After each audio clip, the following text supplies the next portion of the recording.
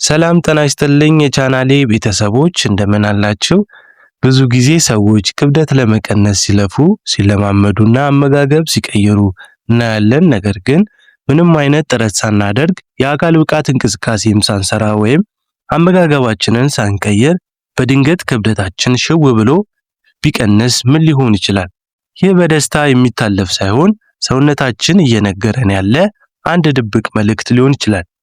ዛሬ በአጭር ጊዜ ውስጥ ያለምንም ምክንያት ክብደት መቀነስ ለምን ሊመጣ ይችላል የሚሉትን 5 ዋና ዋና ነጥቦች እናያለን። እስከ መጨረሻው አብራችሁን ቆዩ። የመጀመሪያው የታይፎይድ እጢ ከልክ በላይ መስራት ነው። ታይፎይድ እጢ በአንገታችን የፊት ለፊት ክፍል ላይ የሚገኝ ቅርጹ ቢራቢሮ የሚመስል ትንሽ እጢ ነው። ትንሽ ቢሆንም ግን የሰውነታችን ኢንጂን ወይም የቃጠሎ መቆጣጠሪያ ክፍል ነው። ይህ እጢ ታይሮክሲን የተባለ ሆርሞን ያመነጫል። ይህ ሆርሞን ሰውነታችንን የሚበላውን ምግብ ወደ ኃይል የሚቀይርበት ፍጥነት ይወስናል። እጢው ከመጠን በላይ ሲሰራ የሰውነታችን የቃጠሎ ፍጥነት ከመጠን በላይ ይጨምራል። ይህ ማለት መኪና ዝም ብሎ ቆሞ ያለ ነዳጅ እንደሚጨርስ ሁሉ ሰውነታችንም እኛ ምንም ሳንሰራ የተቀመጠውን ስብና ጡንቻ እንደ ነዳጅ እየተጠቀመ ያቀልጠዋል። በዚህ ችግር ምክንያት ክብደቱ እየቀነሰ ያለ ሰው የሚከተሉትን ተጨማሪ ምልክቶች ሊታዩበት ይችላሉ። የመጀመሪያው የምግብ ፍላጎት መጨመር ነው። ሰውየው ከመቼውም ጊዜ በላይ በብዛት ይበላል፣ ነገር ግን ክብደቱ እየቀነሰ ይላል። ይህ በጣም ትልቁ ምልክት ነው። ሁለተኛው ደግሞ የልብ ምት መጨመር። ዝም ብለው ተቀምጠው ሳለ ልባቸው እንደሮጠ ሰው በከፍተኛ ፍጥነት ይመታል። ሶስተኛው የእጅ መንቀጥቀጥ፣ በተለይ ጣቶች ላይ መጠነኛ መንቀጥቀጥ ሊታይ ይችላል። ከፍተኛ ሙቀት መሰማት፣ ሌላ ሰው ብርድ ሆኖ እያለ እነሱ ግን ላብላብ ይላቸዋል። ሙቀት መቋቋምም ያቅታቸዋል። ሌላው የእንቅልፍ መዛባትና መረበሽ፣ ሁልጊዜ መጨነቅ፣ የመወጣጠርና የእንቅልፍ ማጣት ስሜት ነው። የሆርሞን መዛባት በሰውነት ላይ ያለው ተጽዕኖ ፈጣን ስለሆነ በሳምንት ወይም በጥቂት ወራት ውስጥ አስገራሚ የሆነ የኪሎ መቀነስ ሊታይ ይችላል። ሁለተኛው ያልታወቀ የስኳር በሽታ ነው። የስኳር በሽታ ሲባል ብዙ ጊዜ ሰዎች ሰውነት ይወፍራል ብለው ያስባሉ። ነገር ግን በሽታው ገና ሳይታወቅ ሲቀር ወይም ቁጥጥር ካጣ የመጀመሪያው ምልክቱ ከፍተኛ የሆነ የክብደት መቀነስ ነው። ይህ በሚሆንበት ምክንያት በሰውነታችን ውስጥ ኢንሱሊን የተባለው ሆርሞን ስራውን በአግባቡ ባለመስራቱ ነው። በተፈጥሮ ሰውነታችን ከምንበላው ምግብ የሚያገኘው ስኳር ወደ ሴሎቻችን አስገብቶ ለኃይል እንዲውል ያደርጋል። ነገር ግን የስኳር በሽታ ሲኖር ስኳሩ በደም ውስጥ ይከማቻል እንጂ ወደ ሴሎቻችን ሊገባ አይችልም።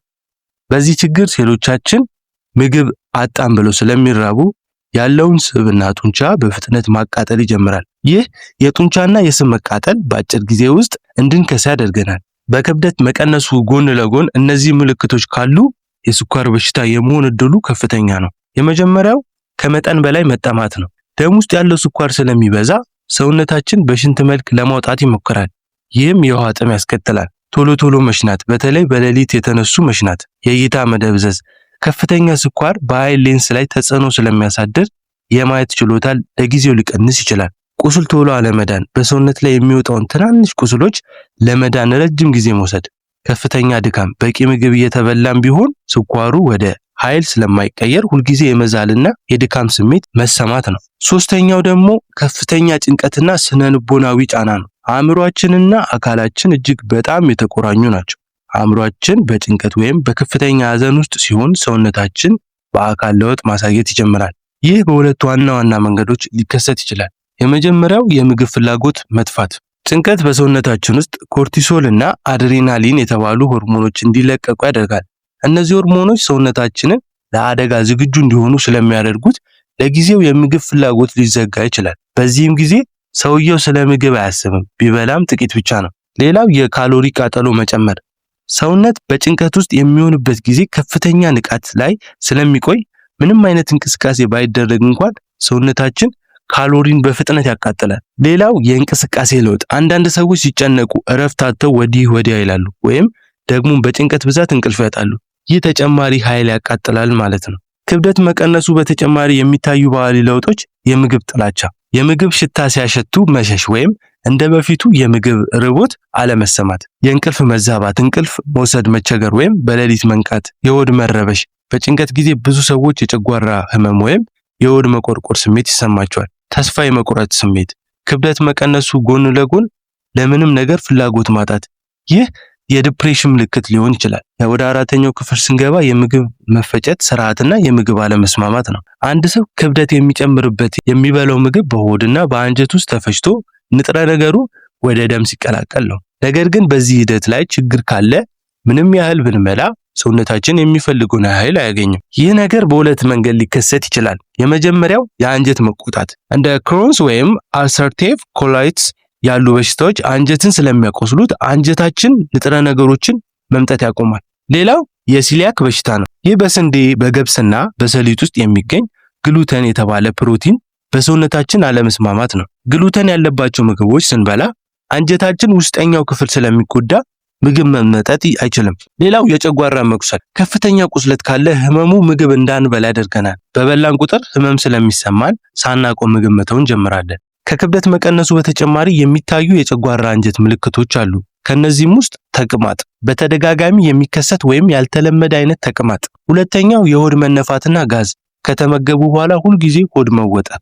የሆድ ቁርጠት፣ በተለይ ከተመገቡ በኋላ የሚመጣ ከፍተኛ ህመም። የሰገራ ቀለም መለዋወጥ፣ ሰገራ ላይ ቅባት የመሰለ ነገር መታየት። ይህ ስብ በአግባቡ አልተፈጨ መሆኑን ያሳየናል። ሌላውና የመጨረሻው አምስተኛው ኢንፌክሽኖችና ድብቅ የጤና እክሎች ናቸው። ሰውነታችን ማንኛውንም አይነት የውጭ ወራሪ ወይም ባክቴሪያ፣ ቫይረስ ለመዋጋት በሚሞክርበት ጊዜ ከፍተኛ ኃይል ይጨርሳል። ለረጅም ጊዜ የሚቆዩ ኢንፌክሽኖች ካሉ ሰውነት በሽታውን ለመቋቋም ሲል የራሱን ክምችት ወይም ስብና ጡንቻ መጨረስ ይጀምራል። እንዴት ክብደት እንዲቀንስ ያደርጋል ካልን የመጀመሪያው የበሽታ መከላከል ስርዓት መፋጠን ነው። ሰውነት ከበሽታ ጋር በሚዋጋበት ጊዜ ሜታቦሊዝም ይጨምራል። ልክ እንደ እሳት መከላከያ ሰራዊት ሁሉ ሰውነታችን ያለውን ኃይል ሁሉ ወደ መከላከል ስራው ይውላል። ሌላው የሳይቶካይን መልቀቅ ነው። በህመም ጊዜ የሚለቀቁ ኬሚካሎች የምግብ ፍላጎት ይቀንሳሉ፣ እንዲሁም በሰውነት ውስጥ ያለውን የፕሮቲንና የስብ ስብጥር ይለዋውጣሉ። ሌላው ቲቢ ነው። በሀገራችን በብዛት ከሚታዩ ምክንያቶች አንዱ ቲቢ ሳንባን ወይም ሌላ የሰውነት ክፍልን ሲያጠቃ ዋነኛው ምልክቱ ያለ ምክንያት መክሳት ነው። ሌላው HIV ቫይረስ ነው። ቫይረሱ በሰውነት ውስጥ ካለና ቁጥጥር ካልተደረገበት የሰውነት በሽታ የመከላከል አቅም መዳከም ከፍተኛ ክብደት መቀነስ ይዳርጋል። ዋናው ምልክቶቹ ከክብደት መቀነሱ በተጨማሪ እነዚህ ምልክቶች ካሉ ገዳዩ ኢንፌክሽን ሊሆን ይችላል። የመጀመሪያው የትኩሳት ስሜት፣ በተለይ ማታ ማታ የሚመጣ ትኩሳት። ሌላው የሌሊት ላብ፣ ሌሊት ተኝተው ሳለ ልብስ የሚያረስ ከፍተኛ ላብ፣ ከ2 ሳምንት በላይ ቆየሳል የቲቢ ምልክት ሊሆን ይችላል። ከፍተኛ ዝለት፣ ምንም ስራ ሳይሰሩ የመዛልና የመድከም ስሜት። እንግዲህ የዛሬው መረጃችን ይህን ይመስል ነበር። በአጭር ጊዜ ውስጥ ክብደት መቀነስ ሁልጊዜ የምስራች ላይሆን ይችላል። ያየናቸው 5 ነጥቦች ማለትም የታይፎይድ እጢ መዛባት፣ ያልታወቀ የስኳር በሽታ፣ ከፍተኛ ጭንቀት፣ የምግብ መፈጨት ችግሮችና ድብቅ ኢንፌክሽኖች ለድንገተኛ መክሳት ዋና መንስኤዎች ናቸው። ያስታውሱ፣ ይህ ቪዲዮ ለመረጃ ያህል ብቻ የቀረበ ነው። ከላይ የጠቀስናቸው ምልክቶች ካጋጠሙ ወይም በ6 ወር ውስጥ ከክብደቱ 5% በላይ ያለምንም ምክንያት ከቀነሱ እባክዎ የመጀመሪያ ስራው ወደ ሕክምና ባለሙያ በመሄድ ቀድሞ መታወቅ ሕይወቱን ያድናል። የመረጃ ጠቃሚ ሆኖ ካገኙት ለሌሎች እንዲደርስ ላይክ እና ሼር ማድረጋቸውን አትርሱ። እንዲህ አይነት የጤና መረጃዎች ሁልጊዜም እንዲደርሷችሁ ደግሞ ቻናሉን ሰብስክራይብ አድርጉ፣ የደወል ምልክቷንም ተጫኑ። እናንተስ ከነዚህ ምልክቶች ውስጥ አስተውላችሁት የምታውቁት ካለ ወይም ደግሞ በሚቀጥለው ቪዲዮ በምን ርዕስ እንድንወያይ ትፈልጋላችሁ? ሐሳባችሁን ኮሜንት ላይ ጻፉልኝ። ስለተከታተላችሁኝ ከልብ አመሰግናለሁ። ጤና ይስጥልኝ።